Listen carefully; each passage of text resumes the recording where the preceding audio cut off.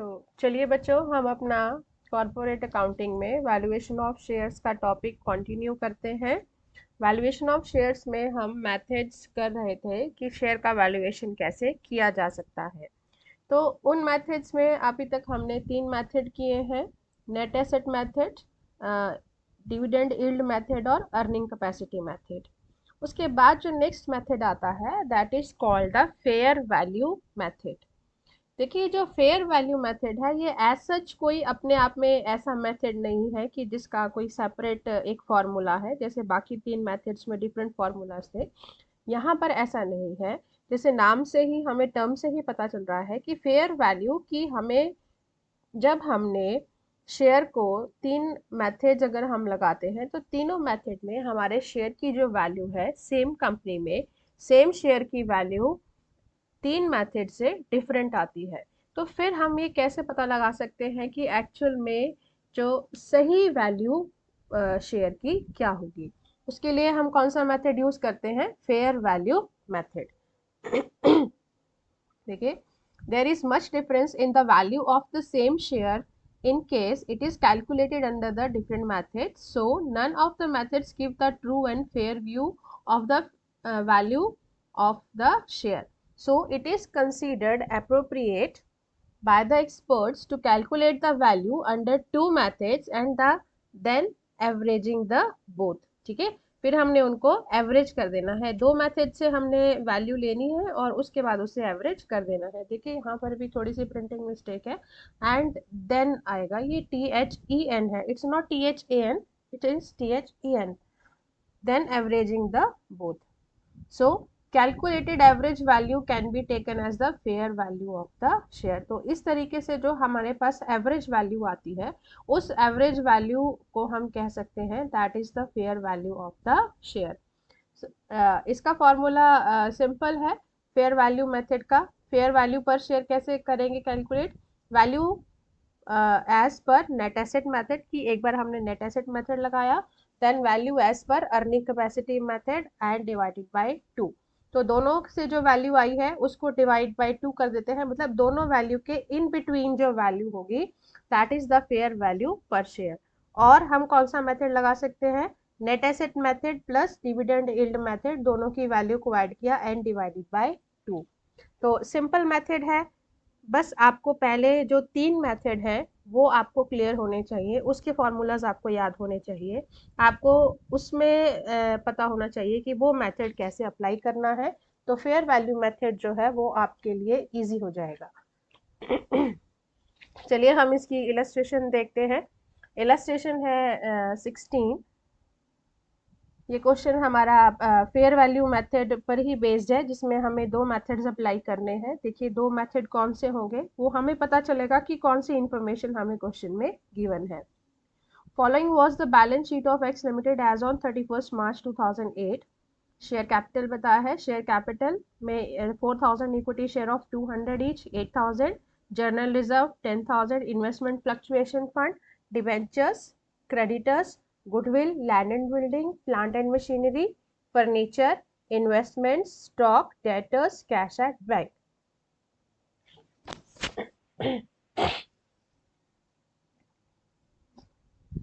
The assets were revalued as follows। assets को कैसे revalue किया? goodwill was valued at rupees 50,000। goodwill की वैसे बैलेंस शीट में वैल्यू आपको 60 दी है, लेकिन आपको इन्फॉर्मेशन बताया है कि उसकी मार्केट वैल्यू 50,000 है। Other fix assets were 20% above their book value, की जितनी भी फिक्स एसेट्स हैं बुक वैल्यू से वो 20% ज़्यादा है, उनका मार्केट वैल्यू बुक वैल्यू से 20% ज़्यादा है। तो जितनी भी हमारे पास फिक्स एसेट्स हैं उसमें हम 20% उनकी वैल्यू का ऐड करेंगे। Stock and debtors valued 10% below their book value, और जो स्टॉक और डेटर है उसकी जो वैल्यू है वो 10% कम हुई है, इनकी 10% कम हुई है बुक वैल्यू से। Profit after interest but before tax rupees 3,47,200। Tax rate आपको बताया है 50%, normal rate of return 16%। Calculate the fair value of the share of the company. तो देखिए, सबसे पहले जो हमें इंफॉर्मेशन गिवन है उस इंफॉर्मेशन के अकॉर्डिंग हम नेट एसेट मेथड से शेयर की वैल्यूएशन कर सकते हैं। तो फर्स्ट ऑफ ऑल हम कौन सा मेथड अप्लाई करेंगे, नेट एसेट मेथड। तो नेट एसेट मेथड हम कैसे अप्लाई करते हैं, सबसे पहले हम क्या करते हैं, calculation of net asset. Net asset calculate करने का वही फॉर्मूला है, realisable value of assets minus outside liabilities. और एसेट की वैल्यू देखिए आपको बताया है क्वेश्चन में, गुडविल की वैल्यू बताई है 50,000, और ये बाकी की जो हमारे पास फिक्स एसेट है उनकी वैल्यू 20% ज़्यादा है और स्टॉक एंड डेटर्स की 10% कम है। तो गुडविल हो गया, लैंड एंड बिल्डिंग की 20% ज़्यादा है, तो 2 लाख की आपको गिवन है, उसमें 20% ऐड कर दिए, 2 लाख का 20% कितना हुआ 40,000, तो वैल्यू कितनी हो जाएगी 2,40,000। ऐसे ही plant and machinery 2 lakh plus 20%, ये भी 2,40,000 हो गया। फर्नीचर का भी 20% इंक्रीज हुआ है, 40,000 प्लस 20%, तो 40,000 का 20% कितना हुआ 8,000, तो ये कितना हो गया 48,000। और इन्वेस्टमेंट से रिलेटेड आपको क्या इन्फॉर्मेशन है, इन्वेस्टमेंट वैसे 1 लाख की दी है, और यहाँ पर आपको इन्वेस्टमेंट फ्लक्चुएशन फंड बताया है, मतलब कि इन्वेस्टमेंट की वैल्यू फ्लक्चुएट होती रहती है, उसके लिए जो फंड बनाया है दैट इज 20,000। तो इन्वेस्टमेंट की वैल्यू क्या होगी, investment 1 lakh minus 25,000, this is 75,000। और स्टॉक की वैल्यू 10% कम हुई है, तो 2,20,000 का 10% कितना हुआ 2,200, ये आप माइनस कर देंगे तो ये आपके पास आ जाएगा 1,98,000। इसी तरीके से डेटर्स का 80,000 माइनस 10%, 80,000 का 10% 8,000 हुआ, तो ये माइनस करके कितना आ गया, इसकी वैल्यू 72,000। और कैश गिवन है, कैश हम ले लेंगे एज इट इज। देखिए कैश एट बैंक हमें दिया है 70,000, ये हमने ले लिया।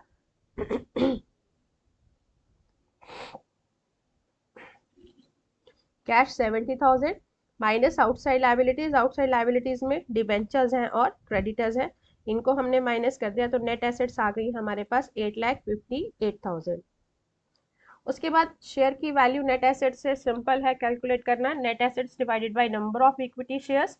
तो हमारे पास नेट एसेट्स आई हैं 8,58,000 और नंबर ऑफ इक्विटी शेयर्स कितने गिवन है 4,000, ठीक है। तो divided by 4,000, this is equal to 214 plus 50, तो value of share is 214.50। Next हम कौन से मेथड से कर सकते हैं, अर्निंग कैपेसिटी मेथड से। अर्निंग कैपेसिटी मेथड के लिए देखिए आपको क्वेश्चन में क्या गिवन है, प्रॉफिट दिया है, profit after the interest but before tax 3,47,200, rate tax rate 50% दिया है, ठीक है। डिबेंचर्स है, डिबेंचर्स का इंटरेस्ट कितना होगा 1 लाख पर 8% से 8,000। तो हमें अर्निंग कैपेसिटी में कौन सा प्रॉफिट लेना होता है, अर्निंग कैपेसिटी में प्रॉफिट लेना होता है आफ्टर टैक्स, बट उसमें डिबेंचर्स का इंटरेस्ट हम ऐड करते हैं बिफोर इंटरेस्ट ऑन डिबेंचर्स। तो हमारे पास प्रॉफिट है 3,47,200 का। इनकम फ्रॉम इन्वेस्टमेंट हम माइनस करेंगे, क्योंकि जब हम अर्निंग कैपेसिटी मेथड को यूज़ करते हैं, अर्निंग कैपेसिटी मेथड में हम इनकम फ्रॉम इन्वेस्टमेंट को जो है इंक्लूड नहीं करते, क्योंकि हम यहाँ पर कंपनी की अर्निंग कैपेसिटी देख रहे हैं, कंपनी कितना अर्न कर सकती है, ठीक है, उसमें अर्न करने का कितना पोटेंशियल है, कितनी कैपेसिटी है। तो जो इन्वेस्टमेंट बाहर की गई है उसके ऊपर होने वाली इनकम जो है वो कंपनी की अर्निंग कैपेसिटी में इंक्लूड नहीं की जाएगी, क्योंकि वो इनकम तो उस ऑर्गेनाइजेशन की होगी जहां पर वो पैसा इन्वेस्ट किया गया है, ठीक है। तो जब हमें किसी पर्टिकुलर कंपनी की अर्निंग कैपेसिटी को कैलकुलेट करना है, तो अगर उसने कोई बाहर इन्वेस्टमेंट की है तो उस इन्वेस्टमेंट पर अर्न की गई इनकम को हम इंक्लूड नहीं करेंगे। तो ये हमने माइनस कर दिया 10,000, क्योंकि आप देखिए इन्वेस्टमेंट के बारे में आपको क्या बताया था, इन्वेस्टमेंट है 1 लाख रुपीज़ की और 10% से उसका रिटर्न है, तो 10% 1 लाख पर कितना हो जाएगा 10,000। तो ये 10,000 हमने माइनस कर दिया, हमारे पास प्रॉफिट आ गया 3,37,200। उसके बाद है इनकम टैक्स, ये हमारे पास हमने ये बिफोर टैक्स बताया था, तो अब हमने टैक्स दे दिया, टैक्स दे देंगे 50% है तो इसका 50% कर देंगे, 3,37,200 का 50% अगर टैक्स दे दें 1,68,600, तो प्रॉफिट आफ्टर टैक्स भी हमारे पास सेम आएगा 1,68,600। उसके बाद डिबेंचर्स का इंटरेस्ट हमने ऐड कर देना है, 1 लाख पर 8% से 8,000, तो ये हमने ऐड कर दिया। अब हमारे पास आ गया profit after tax but before interest 1,76,600, तो ये आ गया है profit after tax but before interest. तो ये थी हमारे पास प्रॉफिट की कैलकुलेशन। उसके बाद हमने क्या कैलकुलेट करना है अर्निंग कैपेसिटी में, कैपिटल एम्प्लॉयड। अभी तो हमने ये बताया है कि कंपनी इतना प्रॉफिट अर्न कर रही है आफ्टर टैक्स, ठीक है, लेकिन कितनी कैपिटल पे कितना कैपिटल लगा के, कैपिटल कैसे देखेंगे, गुडविल लेंगे, ठीक है ना। आपको बताया था कि assets minus liabilities, outside liability, तो वो हम यहाँ पर लेंगे current liability, not outside liability, यहाँ पर हम लेते हैं करंट लाइबिलिटी, ठीक है। तो ये आ गई गुडविल। लैंड एंड बिल्डिंग की वही आपको बताया था 20% ऐड कर देना है, प्लांट एंड मशीनरी में भी, फर्नीचर में भी, स्टॉक और डेटर्स का 10% लेस कर देना है, कैश आ जाएगा। और फिर आ जाएगा हमारे पास करंट लाइबिलिटी, करंट लाइबिलिटी में आ गए क्रेडिटर्स। अब यहाँ पर देखिए क्या डिफरेंस है, ये मैंने पहले भी मेथड्स में बताया था कि जब हमने नेट एसेट मेथड में कैपिटल एम्प्लॉयड लिया था तो हमने डिबेंचर्स को भी लेस किया था, ठीक है, आउटसाइड लाइबिलिटीज में, क्योंकि हमने टोटल एसेट्स कैलकुलेट कर रही थी, नेट एसेट्स लेनी थी, तो नेट एसेट्स में हमने सारी लाइबिलिटीज को लेस कर दिया, ठीक है। लेकिन हमें यहाँ पर अर्निंग कैपेसिटी देखनी है, तो अर्निंग कैपेसिटी किसके ऊपर होती है, कैपिटल के ऊपर। तो यहाँ पर जब हमें कैपिटल ही बेस लेना है तो वो कैपिटल बेस लेने के लिए यहाँ पर हम डिबेंचर्स को लेस नहीं करेंगे, क्योंकि डिबेंचर्स भी एक तरीके से कैपिटल का ही फॉर्म है, ठीक है ना। तो हमने डिबेंचर्स और शेयर्स दोनों ही कैपिटल का फॉर्म है, तो सिर्फ यहाँ पर करंट लाइबिलिटीज को ही लेस किया जाएगा। तो ये आपको फॉर्मूलाज में ये पॉइंट्स ध्यान रखने हैं। तो माइनस क्रेडिटर्स हमने कर दिया, तो हमारे पास कैपिटल एम्प्लॉयड कितना आ गया, 8,83,000। उसके बाद हमने रेट ऑफ अर्निंग निकाल लिया, कंपनी कितना प्रॉफिट अर्न कर रही है, 1,76,600, ये हमने अभी कैलकुलेट किया है। और कितने कैपिटल पे, 8,83,000 पर, 8,83,000 पर कैलकुलेट किया है, मल्टीप्लाइड बाय 100, तो ये हमारे पास रेट ऑफ अर्निंग कितना आ गया, 20%, ठीक है। इसके बाद आता है वैल्यू ऑफ शेयर, कंपनी कितने रेट से अर्न कर रही है, 20% से। और नॉर्मली उस टाइप की कंपनी में क्या चल रहा है, normal rate of return is given as 16%। तो कंपनी का रेट कितना है अर्निंग का, 20%, और नॉर्मली उस इंडस्ट्री में चल रहा है 16%, multiplied by paid up value of share, paid up value कितनी है, 200। तो अर्निंग के बेस पे कंपनी के शेयर की वैल्यू कितनी आ गई है, 2,50,000। इसके बाद देखिए अगर ये 2,50,000 यहाँ पर अर्निंग कैपेसिटी से जो है शेयर की वैल्यू आई है, अब हमें क्या करना है, simply fair value method apply करना है। फेयर वैल्यू में हमने दोनों मेथड से जो भी कैलकुलेट की हैं शेयर की वैल्यू उनको ऐड करेंगे।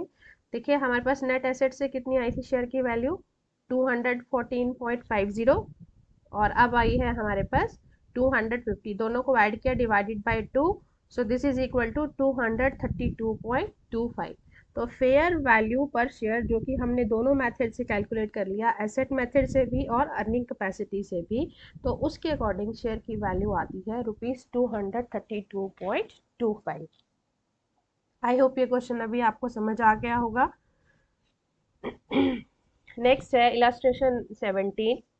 Following was the balance sheet of X Limited as on 31st March 2008. Equity and liability में share capital 75,000 equity shares of 10 each. Workman Provident Fund, General Reserve, Reserve for Doubtful Debt, Depreciation on Building, Depreciation on Furniture, Investment Fluctuation Fund, Creditors, Profit and Loss Account, Opening Balance और Current Year का दिया है, ठीक है, और pre tax है, मतलब tax से पहले है।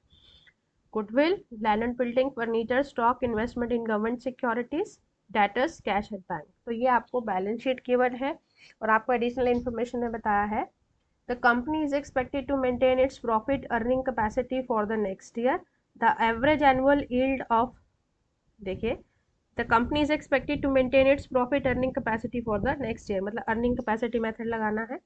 The average annual yield of company in similar type of business is 20% on the market value of their share. तो ये क्या आपको दिया है 20% नॉर्मल रेट ऑफ रिटर्न।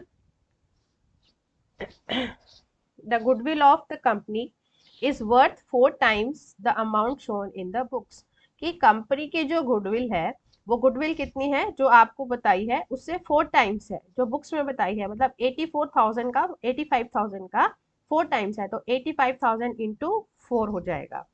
ठीक है, गुडविल की value. The other assets are worth the value stated in the balance sheet less provision and reserve created against them, और जो हमें एसेट्स की वैल्यू दी है, एसेट्स की वैल्यू वो है जो उनके अगेंस्ट प्रोविजन बनाए हैं, ठीक है, या उनके अगेंस्ट जो भी रिजर्व क्रिएट किए गए हैं उनको माइनस करके, लेस प्रोविजंस, ठीक है ना, माइनस करके। जैसे लैंड एंड बिल्डिंग की है तो आपको बताया है यहाँ पर बिल्डिंग का डेप्रिसिएशन दिया है, फर्नीचर फर्नीचर के का डेप्रिसिएशन दिया है तो ये माइनस कर देंगे। डेटर्स हैं तो डेटर्स के लिए रिजर्व फॉर डाउटफुल डेट्स है, और इन्वेस्टमेंट है तो ये इन्वेस्टमेंट फ्लक्चुएशन फंड दिया है, तो ये सारा माइनस करके हमने एसेट्स की वैल्यू को लेना है। The net income received from investment during the year was ₹13,000, और उस साल की जो इनकम है इन्वेस्टमेंट से वो कितनी है 13,000। Calculate the fair value of the share of the company, company की फेयर वैल्यू, शेयर की फेयर वैल्यू आपने कैलकुलेट करनी है। तो अगेन सिंपल, पहला हम मेथड लगाएंगे net asset method. Net asset method में वही नेट एसेट्स का formula, realisable value of assets minus outside liabilities. तो वैल्यू देखिए कैसे हम एसेट्स के लेंगे, सबसे पहले हमें दी है गुडविल, और गुडविल की वैल्यू के बारे में आपको इन्फॉर्मेशन गिवन है कि वो 4 टाइम्स है, जो उसकी बुक वैल्यू दी है उससे 4 गुना है, तो 85,000 इंटू 4, ये आ गया 3,40,000। लैंड एंड बिल्डिंग का 3,25,000 दिया है और ये उसके अगेंस्ट रिजर्व बनाया है, तो ये माइनस कर दिया। ऐसे ही फर्नीचर का माइनस कर दिया, इन्वेस्टमेंट का माइनस कर दिया, स्टॉक है, स्टॉक से रिलेटेड और कुछ नहीं है। डेटर्स, डेटर्स के अगेंस्ट भी प्रोविजन फॉर डाउटफुल डेट्स बनाया था 25,000 का, वो माइनस करके ये वैल्यू आ जाएगी। एक आपको कैश दिया है, यहाँ पर कैश दिया है, ठीक है, तो ये हमने ले ली एसेट अपनी, minus outside liabilities. Outside liabilities कौन सी है, वर्कमैन प्रोविडेंट फंड और क्रेडिटर्स। वर्कमैन प्रोविडेंट फंड और क्रेडिटर्स हमने आउटसाइड लाइबिलिटी ले ली, तो नेट एसेट्स कितनी आ गई 19,95,000, और नेट एसेट के बेस पे शेयर का वैल्यू कितनी होगी, net assets divided by number of equity share. Net assets कितनी है 19,95,000, ये हमने कैलकुलेट की है। नंबर ऑफ इक्विटी शेयर्स कितने दिए हैं 75,000, तो डिवाइडेड बाय 75,000, और इसके अकॉर्डिंग शेयर की वैल्यू कितनी आती है 26.60, ठीक है। तो ये आ गई हमारे पास value of share according to the net asset method. इसके बाद आता है शेयर की valuation according to earning capacity method. Earning capacity में सबसे पहले हमें क्या लेना है, प्रॉफिट अर्न की कंपनी ने कितना प्रॉफिट अर्न किया है। प्रॉफिट के बारे में बताया है आपको करंट ईयर का 7,90,000, ठीक है। तो ये आ गया हमारे पास profit after interest before tax 7,90,000। Income from investment, और वही है अर्निंग कैपेसिटी लेनी है तो हमने इनकम इन्वेस्टमेंट के ऊपर हुई इनकम को लेस करना है, और वो हमें यहाँ पर गिवन है। इनकम फ्रॉम इन्वेस्टमेंट यहाँ पर आपको दी थी, the net income received from investment during the year was ₹13,000, तो ये 13,000 हमने माइनस किया, हमारे पास प्रॉफिट आया 7,77,000। उसके बाद 50% टैक्स, वैसे तो टैक्स का रेट आपको नहीं दिया क्वेश्चन में, टैक्स के बारे में नहीं बताया, बट वी एज्यूम कि 50% होगा, हमने एज्यूम कर लिया। It is up to you, आप एज्यूम भी कर सकते हैं या आप इसको यहाँ पर ऐसे भी लिख सकते हैं कि इनकम टैक्स नॉट गिवन, तो यहाँ पर आप एज इट इज़ भी लिख सकते हैं। बट चलिए, क्योंकि हमने ये आफ्टर टैक्स लेना है तो इसीलिए हमने एज्यूम कर लिया कि ये 50% हमने टैक्स दे दिया, तो ये आएगा 3,88,500 प्रॉफिट आफ्टर टैक्स। और इंटरेस्ट ऑन डिबेंचर्स, अभी डिबेंचर्स भी देखिए गिवन नहीं है, डिबेंचर्स के बारे में कोई इन्फॉर्मेशन नहीं है, तो डिबेंचर्स का कोई इंटरेस्ट नहीं है, तो ये हमने नील कर दिया, तो हमारे पास आ गया profit after tax before interest 3,88,500, ठीक है। अब हमें क्या करना है, कैपिटल एम्प्लॉयड कैलकुलेट करनी है अर्निंग कैपेसिटी मेथड में। कैपिटल एम्प्लॉयड वही होगा, गुडविल की वैल्यू 4 गुना हो गई, लैंड एंड बिल्डिंग की वैल्यू में से आपने उनके ऊपर जो प्रोविजन बनाया था वो माइनस कर दिया, ऐसे ही फर्नीचर से, स्टॉक से, डेटर से और कैश में से, ठीक है। And minus current liabilities. Current liabilities में कौन कौन सा आता है, वर्कमैन प्रोविडेंट फंड और क्रेडिटर्स। ठीक है, क्योंकि पीएफ हर साल कटता है तो ये भी हमारी करंट लाइबिलिटी है, क्रेडिटर्स भी करंट लाइबिलिटी है, ये हमने माइनस कर दिया तो ये हमारे पास आ जाएगा 17,37,000। अभी कैसे डिफरेंट है, जो पहले हमने यहाँ पर इन्वेस्टमेंट लिया था नेट एसेट में, लेकिन अब यहाँ पर इन्वेस्टमेंट नहीं लेंगे, क्यों, क्योंकि हम अर्निंग कैपेसिटी मेथड से कंपनी का शेयर का वैल्यूएशन कर रहे हैं। प्रॉफिट्स में से हमने इन्वेस्टमेंट की इनकम को लेस किया था और कैपिटल में हमने इन्वेस्टमेंट को नहीं लेना है। ठीक है, अब रेट ऑफ अर्निंग कैलकुलेट करेंगे। Rate of earning profit earn divided by net capital employed. Company ने जो प्रॉफिट अर्न किया था 3,88,500, जो अभी हमने कैलकुलेट किया है, और उसके बाद कैपिटल एम्प्लॉयड 17,37,000 इंटू 100, तो ये हमारे पास रेट ऑफ अर्निंग कितना आ गया, 22.37%। तो कंपनी के शेयर की value, rate of earning, company का रेट ऑफ अर्निंग कितना है 22.37, और नॉर्मली उस टाइप की कंपनीज में कितना चल रहा है, ये बताया है normal rate of return 20%। Company earn कर रही है 22.37 से और नॉर्मली चल रहा है 20% से, multiplied by paid up value of share, ये ₹10 है। देखिए 10 आपको गिवन है, ये 10 रुपीज़ का शेयर है, 75,000 इंटू 10 7,50,000, तो इसका मतलब फुली पेड है। तो शेयर की वैल्यू, पेड अप वैल्यू पर शेयर कितनी होगी, 10। Paid up value of share 10, तो आपके पास वैल्यू ऑफ शेयर कितना आ गया 11.185 पर शेयर। और फेयर वैल्यू पर शेयर कैसे होगा, दोनों आपने ऐड कर देना है डिवाइडेड बाय 2। ठीक है, तो वैल्यू हमारे पास क्या आ गई, फर्स्ट में कितनी आई थी, मेथड में 26.60 और अब आई है 11.185 डिवाइडेड बाय 2, तो हमारे पास फेयर वैल्यू शेयर की कितनी आ गई 18.89 पर शेयर। ठीक है, नेक्स्ट है illustration 18। The following particulars are available for X limited. Capital कितना है 450, 6% प्रेफरेंस शेयर ऑफ 100 ईच की, प्रेफरेंस शेयर है 100 का एक है, और नंबर ऑफ शेयर प्रेफरेंस कितने हैं 450, फुली पेड है, and 4500 equity share of ₹10 each, fully paid. External liabilities बताई हैं 7500, reserves and surplus 3500, the average normal profit after tax but before transfer to general reserve, that is 10% earned every year by the company is 8,505। तो ये company का profit बताया है after tax. ठीक है, और ये reserve and surplus external liabilities. उसके बाद है the normal profit earned on the market value of equity share fully paid up the same type of companies 9%, और ये आपको नॉर्मल रेट ऑफ रिटर्न बताया है। Calculate the fair value share assuming that out of total asset worth ₹350 are fictitious, कि total asset में 350 जो है वो फिक्टिशियस है। ठीक है, अब हमें क्या करना है क्वेश्चन में, सॉल्यूशन में, सबसे पहले हमें क्या करना पड़ेगा, बैलेंस शीट बनानी पड़ेगी, क्योंकि आपको इंफॉर्मेशन दी है, बैलेंस शीट नहीं दी है, आपको एसेट्स के बारे में कोई इंफॉर्मेशन नहीं है। ठीक है, आपको एक्सटर्नल लाइबिलिटीज बताई है, रिजर्व एंड सरप्लस, कैपिटल, ठीक है, प्रॉफिट बताया, बट एसेट से रिलेटेड कोई इन्फॉर्मेशन नहीं है। सिर्फ आपको ये बताया है कि जितनी भी टोटल एसेट्स हैं उसमें से 350 फिक्टिशियस हैं, लेकिन टोटल है कितनी, तो वो हमें कैसे पता चलेगा, अगर हम अपनी बैलेंस शीट को बना लेते हैं, क्योंकि जब हम बैलेंस शीट को बनाएंगे तो दोनों का टोटल बराबर आना चाहिए। अगर हम अपनी लाइबिलिटीज और कैपिटल का टोटल कर लेते हैं तो हम एसेट साइड का टोटल कर सकते हैं, वो हमारा बैलेंसिंग फिगर आ जाता है। ठीक है, तो अब हमने बैलेंस शीट बनाई है 31 मार्च 2008 की। शेयर कैपिटल हमें गिवन है 450, प्रेफरेंस शेयर है 100 का एक, तो कितने के हुए 45,000 के, 4500 इक्विटी शेयर हैं 10 ईच के, तो वो भी 45,000 के। एक्सटर्नल लाइबिलिटीज ये भी हमारे यहाँ पर आ गई 7500, रिजर्व एंड सरप्लस 3500, ये भी आ गया।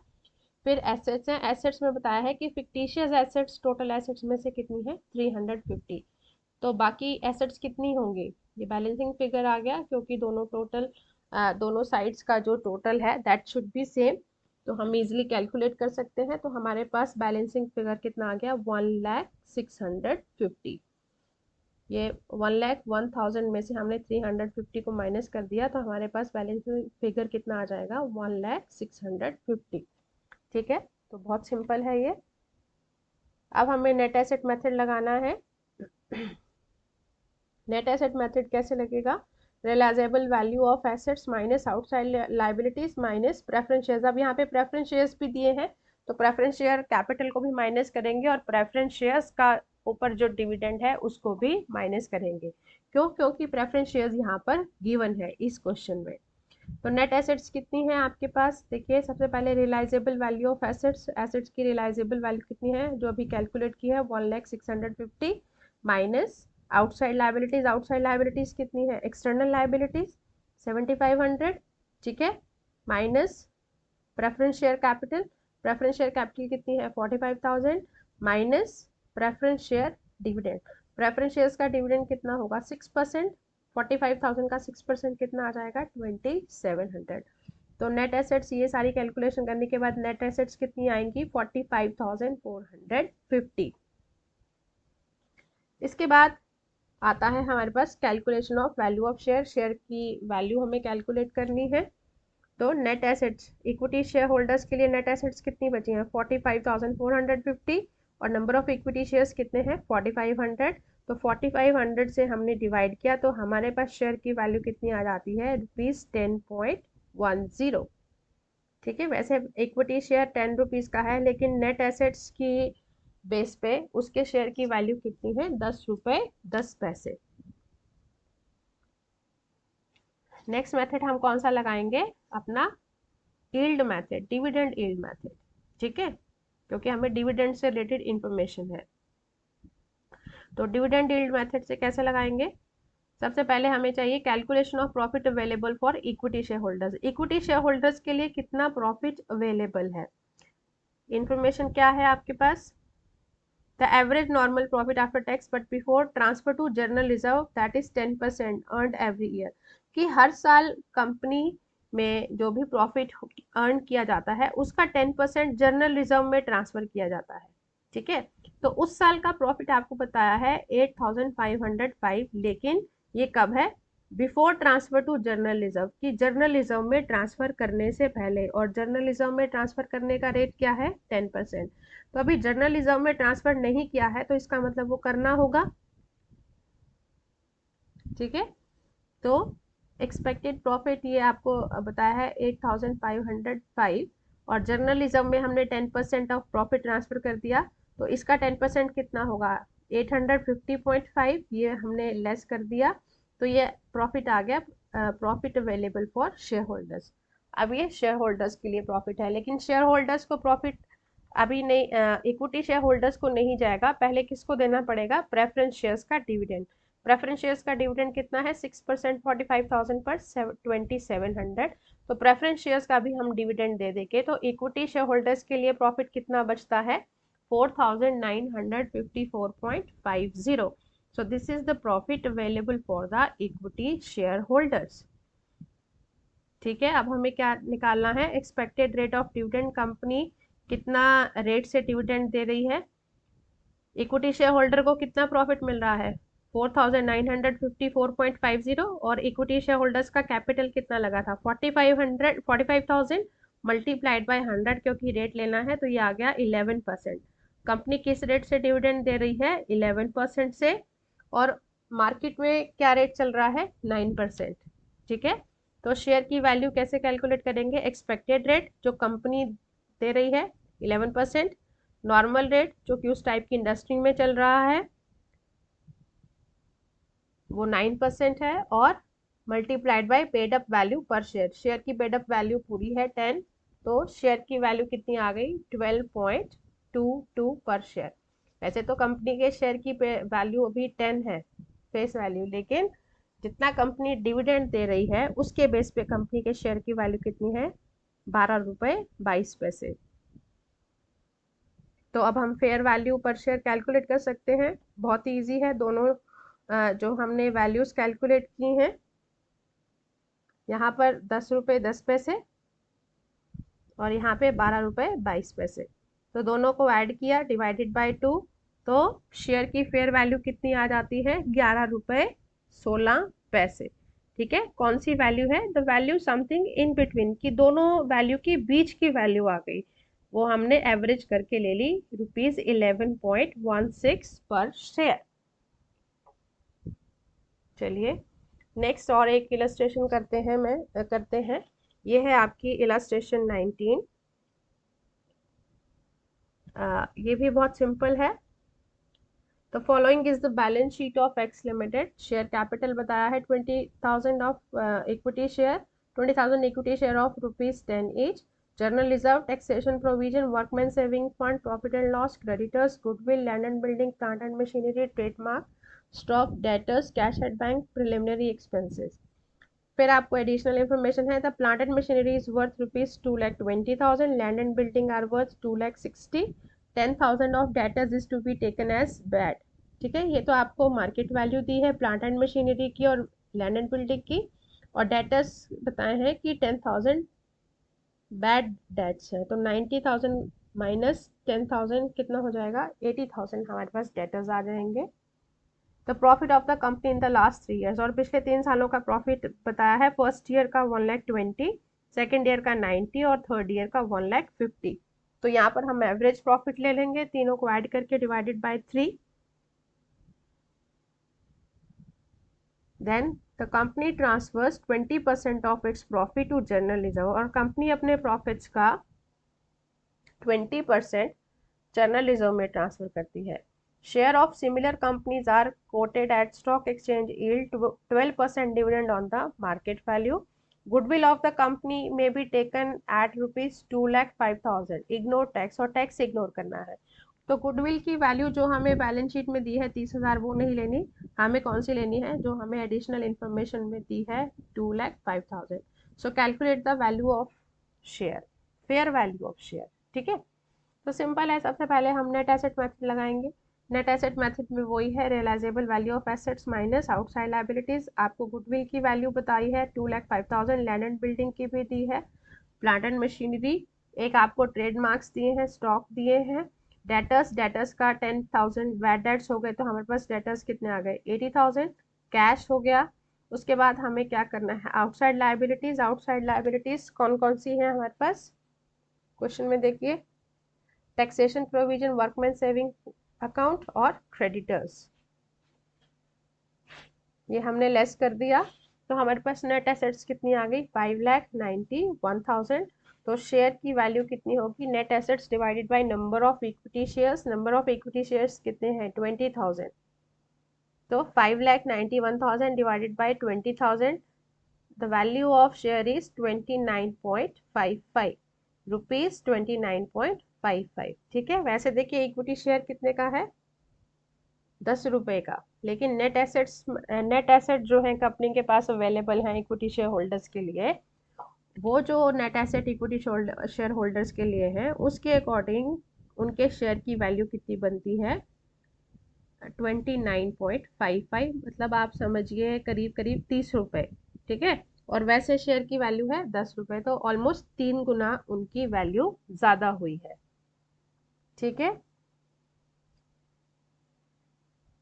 इसके बाद हम देखते हैं calculation of value of share by yield method. अब हमें यील्ड मेथड से लेना है। पहले तो हम प्रॉफिट्स देखते हैं। यील्ड मेथड से हमें पहले प्रॉफिट लेने होंगे। प्रॉफिट हमें 3 सालों के दिए हैं, लेकिन आपको थर्ड ईयर का जो प्रॉफिट है, आपको देखिए प्रॉफिट बताया है, फर्स्ट ईयर में 1,20,000, सेकेंड में 90 और थर्ड ईयर में 1,50,000। ठीक है, लेकिन अब इसमें से डेटर्स जो हमारे बैड डेट्स हो गए हैं वो माइनस नहीं हुए, क्योंकि हमें इंफॉर्मेशन में दिए हैं। ठीक है, तो इसका मतलब कि ये जो बैड डेट्स हैं ये हमारे थर्ड ईयर वाले प्रॉफिट में से माइनस होने चाहिए। तो बैड डेट्स हम अपने प्रॉफिट्स में से लेस करते हैं। तो बैड डेट्स अगर हमारे 10,000 है और प्रॉफिट उस साल का 1,50,000 है, तो एक्चुअल में प्रॉफिट कितना होगा? 1,50,000 माइनस बैड डेट्स 10,000, तो प्रॉफिट उस साल का कितना हुआ? 1,40,000। तो ये हमने अपने प्रॉफिट्स को करेक्ट करना है यहाँ पर। 1,50,000 और 10,000 के बैड डेट से माइनस कर दिए तो उस साल का प्रॉफिट हमें एक्चुअल में कितना हुआ है 1,40,000। अब हमें एवरेज ले लेना है। एवरेज के लिए हम क्या करेंगे, तीनों साल के प्रॉफिट को ऐड किया। फर्स्ट ईयर का 1,20,000, सेकेंड ईयर का 90,000 और थर्ड ईयर का आ गया 1,40,000 डिवाइडेड बाई 3, तो ये आ गया 1,16,667। तो ये बिफोर टैक्स है। उसके बाद हमें बताया है क्वेश्चन में कि company transfers 20% of its profits to general reserve, की कंपनी अपने प्रॉफिट्स का 20% जर्नल रिजर्व में ट्रांसफर करती है। तो ये जो प्रॉफिट आया है, इस प्रॉफिट में से अभी 20% हमें क्या करना है, अपने जर्नल रिजर्व में ट्रांसफर करना है। ठीक है, तो 20% ऑफ ये प्रॉफिट्स का हमने प्रॉफिट कितना है 1,16,667, इसको हमने 20% लिया 23,333, ये हमने 20% लेस कर दिया तो हमारे पास profit available for equity share holders कितना आ गया 93,334। ठीक है, तो ये कैलकुलेशन आपने करनी है। देखिए जब भी आप इस तरीके के क्वेश्चन करते हैं तो सबसे इम्पॉर्टेंट ये है कि आप अपना कैलकुलेटर साथ में लेकर बैठे। कैलकुलेटर साथ में लेके बैठेंगे तो साथ साथ कैलकुलेशंस करनी आपके लिए इजी होगी। नेक्स्ट आता है calculation of expected rate of dividend. Dividend कितना शेयर होल्डर्स के लिए कितना प्रॉफिट है 93,334 और टोटल पेड अप वैल्यू पर शेयर उनका कैपिटल कितना लगा है 2 लाख मल्टीप्लाइड बाय 100, क्योंकि रेट लेना है तो 100 से मल्टीप्लाई कर दिया। इक्विटी शेयर होल्डर्स को प्रॉफिट मिल रहा है 93,334 और उनका कैपिटल कितना लगा है, चलिए देख लेते हैं बैलेंस शीट में कैपिटल कितना लगाया है उन्होंने 2 लाख का। 20,000 इक्विटी शेयर है, 10 का एक है, तो कैपिटल कितने का हुआ 2 लाख का। तो 2 लाख का कैपिटल लगाया है तो उनको कितने रेट से डिविडेंड मिल रहा है 46.67 से। ठीक है, और अब हम शेयर की वैल्यू कैलकुलेट करेंगे। Value of equity share expected rate divided by normal rate multiplied by paid up value पर शेयर। तो कंपनी किस रेट से दे रही है 46.67 और नॉर्मल रेट क्या चल रहा है उस इंडस्ट्री में 12% और पेड अप वैल्यू पर शेयर है 10 रुपीज। तो हमारे पास शेयर की वैल्यू कितनी आ गई 38.89। ठीक है, तो यहाँ भी आप बता सकते हैं कि बहुत ज़्यादा वैल्यू है डिविडेंड के अकॉर्डिंग, कि जितना कंपनी डिविडेंड दे रही है, शेयर की वैल्यू तो 10 रुपये थी लेकिन डिविडेंड के हिसाब से अगर शेयर की वैल्यू देखें जो कि कंपनी पे कर रही है, उसके बेस पे उस कंपनी के शेयर की वैल्यू कितनी हो जाती है 38.89। ठीक है, अब हम क्या करेंगे फेयर वैल्यू पर शेयर, फेयर वैल्यू वही दोनों वैल्यूज को ऐड करेंगे डिवाइडेड बाय 2। नेट एसेट्स के बेस पे कितनी थी 29.55 और ये हमारी आ गई यील्ड मेथड से, डिविडेंड यील्ड मेथड जिसे आप कहते हैं 38.89 डिवाइडेड बाय 2, तो ये हमारे पास है वैल्यू फेयर वैल्यू पर शेयर 34.22 पर शेयर। ठीक है, तो ये आपके क्वेश्चंस थे फेयर वैल्यू मेथड के। तो फेयर वैल्यू मेथड में हमारे पास मेनली एक तो हम नेट एसेट मेथड अप्लाई करते हैं और दूसरा डिपेंड करता है कि हमें इंफॉर्मेशन क्या गिवन है, या तो हम अर्निंग कैपेसिटी करते हैं या फिर हम डिविडेंड यील्ड मेथड को यूज करते हैं। ठीक है, आई होप ये क्वेश्चंस आपको समझ आ गए होंगे। अगेन मैं आपको एक बात बता रही हूँ कि जब भी आप अकाउंट्स के अंदर कॉर्पोरेट अकाउंट्स में जब भी आप क्वेश्चन करें कैलकुलेशंस करें तो अपना नोटबुक, ठीक है, बुक और साथ में कैलकुलेटर लेकर बैठें ताकि आप कैलकुलेटर से वो सारी कैलकुलेशंस खुद करके देखें और आप फिर उसको चेक कर सकते हैं कि वैल्यूज वो कैसे आ रही है। अदरवाइज ऐसे क्वेश्चंस पढ़ने का कोई भी फायदा नहीं होगा, वो आपको ज़्यादा टाइम तक क्वेश्चंस याद नहीं रहेंगे। ठीक है, सो यहीं पे अब ये लेक्चर एंड कर रही हूँ। Thank you so much.